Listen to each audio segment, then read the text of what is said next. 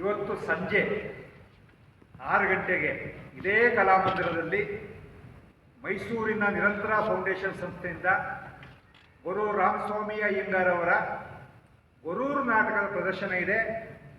ಹಾಸನದ ಎಲ್ಲ ಜನರು ಸಾಧ್ಯವಾದಷ್ಟು ಬಂದು ಈ ನಾಟಕವನ್ನು ನೋಡಿ ಇದೇ ಜಿಲ್ಲೆಯ ಗೊರೂರು ರಾಮಸ್ವಾಮಿ ಅಯ್ಯಂಗಾರ್ ಅವರ ಕಥೆಗಳನ್ನ ಆಧರಿಸಿದ ನಾಟಕವನ್ನು ನೋಡಿ ಪ್ರೋತ್ಸಾಹಿಸಿ ಬೆಂಬಲಿಸಿ ಆನಂದಿಸಬೇಕು ಅಂತೇಳಿ ಇಡೀ ತಂಡದ ಪರವಾಗಿ ಕೇಳ್ಕೊತೀನಿ.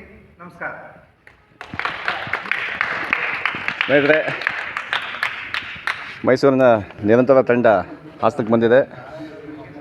ಸಂಜೆ 6 ಗಂಟೆಗೆ ನಾಟಕ ಶುರು ಆಗುತ್ತೆ. ಇಲ್ಲಿರ್ತಕ್ಕಂಥ ಖಾಲಿ ಕುರ್ಚಿಗಳು ನಿಮಗೋಸ್ಕರ ಕಾಯ್ತಾ ಇದ್ದಾವೆ.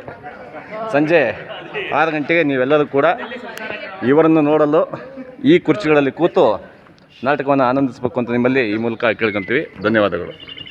Thank you.